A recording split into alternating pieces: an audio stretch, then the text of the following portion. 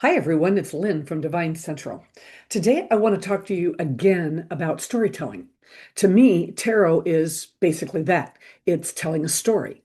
And if you want to have a good story, there's usually a hero, right? There's some type of action, and then we have the description of what's going on around us. And well, it just makes a better story. Tarot does not have to have an action in it. You could pull one card and look at the philosophical aspect of that card, but is that really a reading?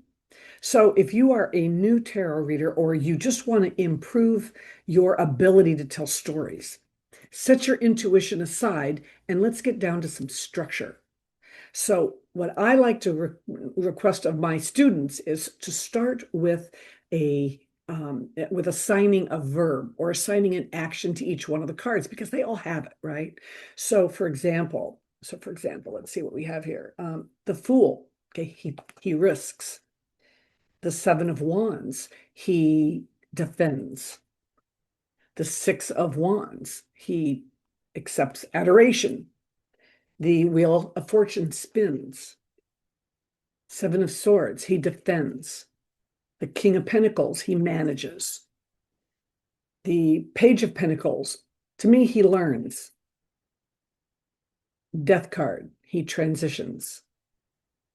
The Three of Cups, they celebrate. You see what I'm saying? You need to be able to go through and read off all of your descriptions or your action keywords or your verbs, if you will. And if you can do that, it will really help you when you are trying to decipher a story because automatically the action will jump out at you. Okay, so I'm going to switch cameras. So I mentioned structure. Let's focus on that next, okay? So when I mean verbs, I'm talking about movement, obviously, right?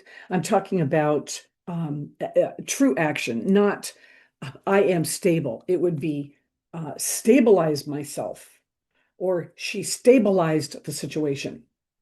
It also implies agency. And so these cards often point to something that you can do or that you should do or that is being done, for example, in a situation. Okay. It's your control over the action. So I'm going to give you some examples. Now, if you have trouble assigning actions to these cards, your books don't give you what you need, go into AI and ask them to give you verbs, 5 verbs for each of the tarot cards. And you could just say, give them to me for all 78 tarot cards, and that way you're only asking one question. And then you pick the one that resonates with you to start, and then just assign that as a keyword and put that in your journal. And then that's what you study. So let's focus on structure, nouns, which of course is the subject or what's going on, the situation. Then we've got verbs, which is the action or the doing part, right? What's happening. And then we have adjectives, which describes the noun or the subject or the person. And then we have descriptors that add detail to the verb. So that's going to be the how, when, where something is going on. All right, so let's start with a noun and a verb, right? So, and of course, I've already got these cards set up to do that. This is, let's say our noun is the Tower and our verb is the Five of Swords. So let's call that chaos erupts. So, of course, the Tower means the eruption or the chaos.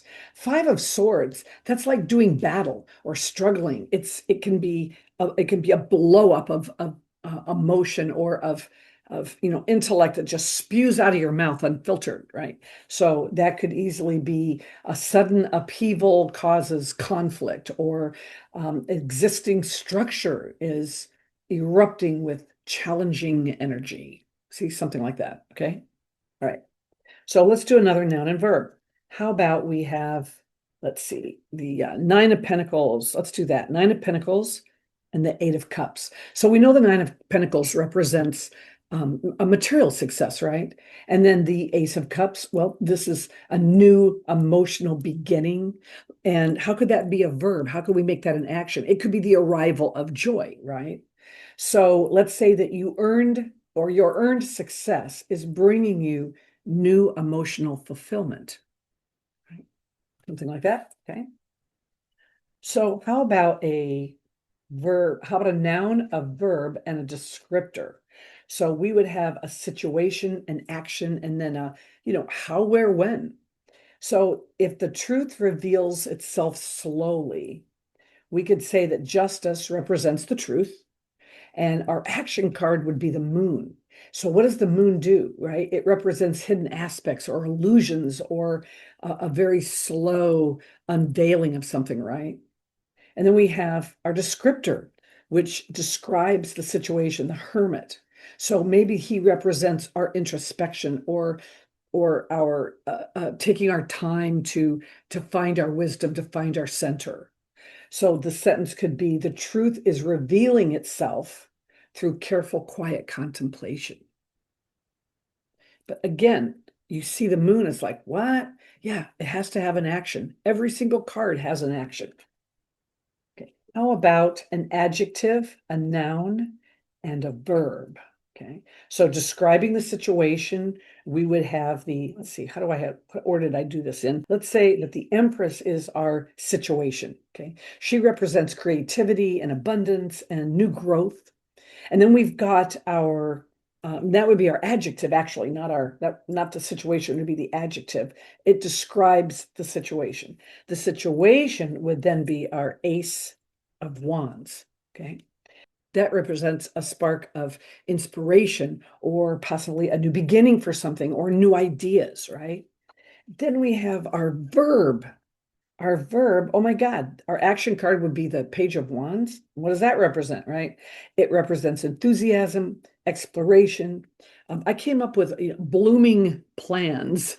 So in my sentence, it would be creative, abundant thoughts, right here, right? Creative, abundant, and then this would be our thoughts, right? Our new thoughts or our spark of inspiration are blossoming into tangible plans. So see, that describes what's going on. So next, let's do an adjective, a noun, and a verb again. All right. So let's see, we have the 10 swords. Let's use that as our descriptor. That will describe the situation. Let's use the 5 of Pentacles as the situation. And then let's use the 9 of Swords as our verb. That's interesting, huh? Okay. Difficult problems persist. So we know that the 10 can be endings, right? Of something. Something has finally come to an end. And whatever's coming to an end, right, is our 5 of Pentacles. So maybe it is the end of a financial setback or something that we couldn't control. And then we have our 9 of Swords. So 9 of Swords we know to be extremely high anxiety and worry and what have you. And so how can that be, the verb, right? Well, worrying is the verb. Maybe anxiety is more of a descriptor. So I came up with a final ending to a difficult problem causes continued anxiety. So here the verb is a negative action. The problem is it's performing on you, right? It's what's performing on you, which would be the anxiety.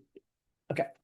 So now let's add one more to the mix, okay? One more card. So let's say we have an adjective, okay? Or just something that describes the situation, the Hierophant. And then we have our situation or the noun. We have the King of Swords. Our action or our verb is temperance. How can that be an action? And then we have, this could be a descriptor, describing the situation, describing the action, or it could just be our outcome. So let's look at it this way. We have the Hierophant, right? He represents wisdom, tradition, guidance, right? Then we have our noun or descriptor. We have the King of Swords, which is our intellect, maybe clear leadership. He makes decisive he takes decisive action on something. Temperance, on the other hand, is representing balance or moderation. I like to call it guiding with grace. And, it feels like that we're being guided to something better or something calmer. I also like to see it as, as avoiding extremes. And then we have our descriptor or our outcome card, and it's the Queen of Pentacles. See, to me, the Queen of Pentacles is the Queen of practicality. I see this as a very practical group of people. So, how do we put this into a sentence? Well, wise intellectual leadership, right? Wise intellectual leadership is guiding is guiding us patiently toward a practical and nurturing outcome. See how that works? Now, see, I could have had the Seven of Pentacles there because that is, it's a practical card and it's patient, but she is practical. And so that's kind of why I put that together the way I did. Okay. In that exercise, we created context, but we concentrated on the sentence structure. Now let's leave the structure behind and just concentrate solely on finding and understanding the action in the spread. Now, I'm going to make it really easy for you. I'm going to stay with 3 cards, and I'm going to make sure that the action is always in the middle, okay? So let's start with past, present, and future. Okay, first example, imagine that we are asking about a career challenge, okay? And let's say we have the 8 of Swords, the 2 of Wands, and the Knight of Pentacles, okay? So think about this. The person in the 8 of Swords was stuck, right? And we consider that they're stuck in their own mindset. And then the person at the other end, the Knight, this is somebody who will be diligently working on the problem. So that leaves us with the action. And for this, we have the 2 of Wands. So for right now, and this is where we are in the present right now, the action is to look beyond the current horizons and to make a conscious decision about what path to take. So it's about taking hold of your options and not just passively waiting for them to appear.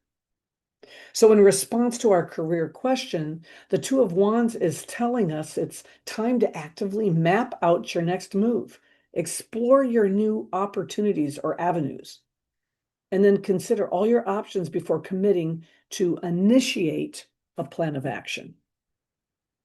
Got it? Okay. So now let's do another spread. This time, let's ask a question. What is the current energy in my relationship and where is it heading? Okay. So let's do past, present, future, or foundation, core, and outcome, whatever you'd like to call it. But let's start with the Lover's card. Oh, let's do the Lover's card reversed. Okay, let this be our past or our foundation. Okay, let's let the Queen of Cups be our present or the core to the situation. And then let's let our future or outcome be the Ace of Swords. Okay, our action, remember, is the Queen.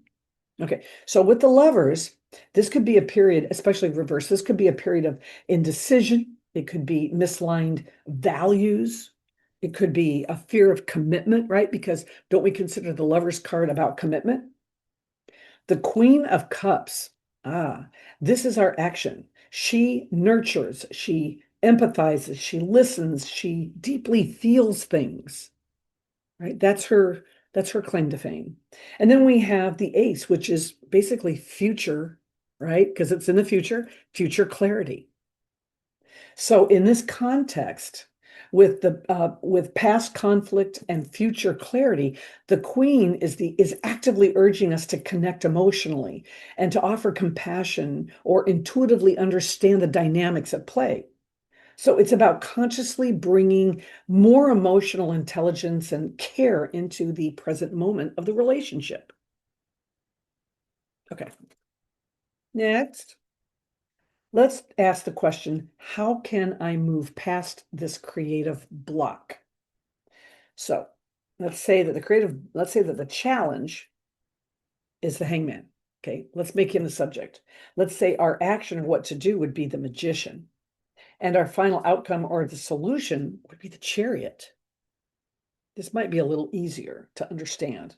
So we have the hanged man, right? Being stuck, pausing, needing a new way of thinking. We have the magician. He manifests, he initiates, he can create. And then, of course, we have the chariot, which is the final outcome. And it suggests that we are inspired to focus on a new direction. This card is telling you not to wait for the inspiration, right? Don't wait for the inspiration, but do actively gather your resources, focus your will, and begin to shape your new ideas into reality. It's about consciously applying your skills and talents to overcome the block, because it's just going to take a force of will to push through it, whether you feel it or not. Okay.